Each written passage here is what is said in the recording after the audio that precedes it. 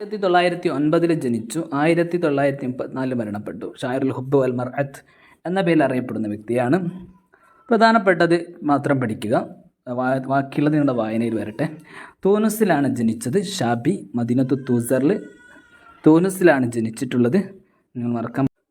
മാത്തഫി ഉൻഫുവാൻ എന്ന് പറഞ്ഞാൽ യുവാവായിരിക്കെ മരണപ്പെട്ടു എന്നർത്ഥം വെക്കണം.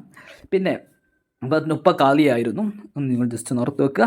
സഹോദരന്മാർ അമീൻ, അബ്ദുൽ ഹമീദ്, അങ്ങനെ 3 പറഞ്ഞ അമീൻ ഉണ്ടല്ലോ. അമീൻ വിദ്യാഭ്യാസ മന്ത്രിയായിട്ടുണ്ട്, വലിയ സ്ഥാനമുള്ള ആളായിരുന്നു എന്നും നിങ്ങൾ മനസ്സിലാക്കി വെക്കുക.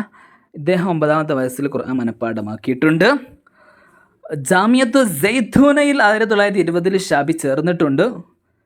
പിന്നെ കുല്ലിയത്ത് ഹുക്കൂക്കിൽ തൂനിസിൽ 1920 അദ്ദേഹം 30 അവിടുന്ന് ഇറങ്ങി.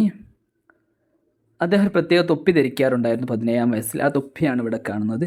തൊർബൂഷ് എന്നാണ് തൊപ്പിയുടെ പേര്. അതേപോലെ ജമിയത്ത് ഷുബാനുൽ മുസ്ലിമീൻ തൂനിസിൽ അത് സ്ഥാപിക്കുന്നതിൽ അദ്ദേഹത്തിൻ്റെ പങ്ക് വലുതാണ്. പിന്നെ സാഹിത്യ ക്ലബ്ബുകൾ അദ്ദേഹം പങ്കുവച്ചു. നല്ലൊരു ആക്റ്റീവായ ഒരാളായിരുന്നു.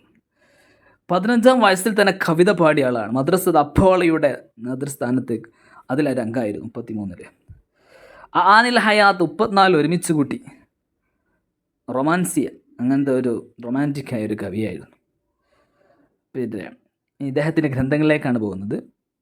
കാർഡിയോ മെഗ്രി എന്ന് പറയുന്ന ഹൃദയത്തിൻ്റെ രോഗമായിട്ടാണ് അദ്ദേഹം മരണപ്പെടുന്നത്. അത് നിങ്ങൾ നോക്കുക. പിന്നെ അദ്ദേഹം മരണപ്പെട്ടു. മുസ്തഷ്ഫ ഹബീബ് സാമിർ ഹോസ്പിറ്റലിലാണ് മരണപ്പെട്ടത് 1934. ഒന്ന് ഓർത്ത് വെക്കുക. അദ്ദേഹം എഴുതി കൂട്ടിയ ഗ്രന്ഥങ്ങൾ 27 കസീദകളുണ്ട്. 77 കസീദകൾ. ഒന്ന് സലവാത്തും ഫി ഹൈക്കലിൽ ഉബ്ബ്, സലാത്തു ഫി ഹൈക്കലിൽ ഹുബ്ബ് 1931. റിവായത്തു മക്ബർ ഉണ്ട്, നോക്കി വെക്കണം. ജദാവൽ ഹുബ്ബ് കസീദയാണ്. ആനിൽ ഹയാത്ത് ദിവാൻ ഷിയറാണ്. അതാണ് എപ്പോഴും ചോദിക്കാറുള്ള. 1930 മിസ്റിൽ പ്രസിദ്ധീകരിച്ചതാണ്. പിന്നെ ഇറാദത്തുൽ ഹയാത്ത് ഉണ്ട്. ഇലാ തൊആത്തിൽ മുസ്ലിം, ഇലാ തൊആത്തിൽ ആലം കസീദയാണ്. അൽ ഹയാൽ ഷീരി ഇന്ദൽ അറബ്, അത് മുഹാദറാത്താണ്, ലെക്ചറാണ്, ക്ലാസ്സാണ്. ലഹനുലിയം കസീദയാണ്.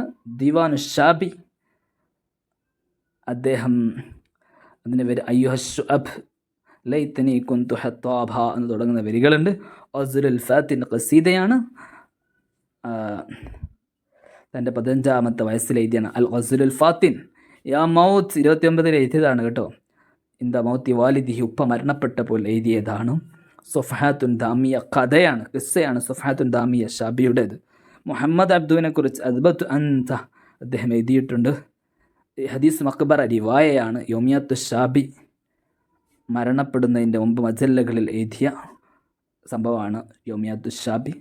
ജമീലത്ത് ബസീന കഥയാണ്. സാഹിറത്ത്, ഇങ്ങനത്തെ കാര്യങ്ങളോട് ഓർത്ത് വെക്കുക. ശുക്രൽ ഇസ്തിമായിക്കും. അടുത്ത ബദ്ർ ഷാക്കിർ സയ്യാബിനെ കുറിച്ച് അതുകൂടി പറയാം. 1926 ജനിച്ചും 64 മരണപ്പെട്ടു. മസിസ് ഷിയറുൽ ഹുറ്, ഷിയറുൽ ഹയാത്ത്, ഷായറുൽ വത്തൻ എന്ന പേരിലൊക്കെ അറിയപ്പെടുന്നതാണ്. ജയ്ക്കൂറിൽ, വസ്ത്രയിലെ ജയ്ക്കൂറിലാണ് ജനിക്കുന്നത്. ഇദ്ദേഹത്തെക്കുറിച്ച് പറയുകയാണെങ്കിൽ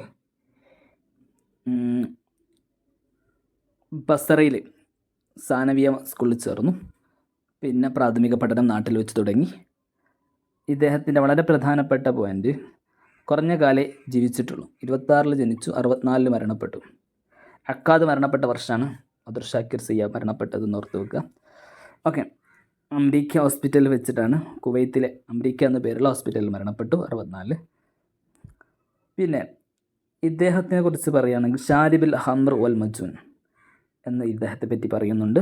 ഇദ്ദേഹത്തിൻ്റെ ഗ്രന്ഥങ്ങളാണ് നോക്കുക. അൽ ഖാന ഹുബ്ബൻ, അദ്ഹാറു ദാബില, അസാത്തീർ, മുമിസിൽ ഉംയാ, അസ്ലിഹത്തുൽ അത്ഫാൽ, ഫാറുൽ കുബൂർ, ഉൻഷത്തുൽ മത്തർ, അദ്ഹാറു അസാത്തീർ, ദിവാനു ഫജറുൽ ഇസ്ലാം, അൽ ബവാക്കീർ, ഹദായ, പിന്നെ ലയാലി ഹിദീഫ്, ഇതൊക്കെ മുമ്പരുടേതാണ്.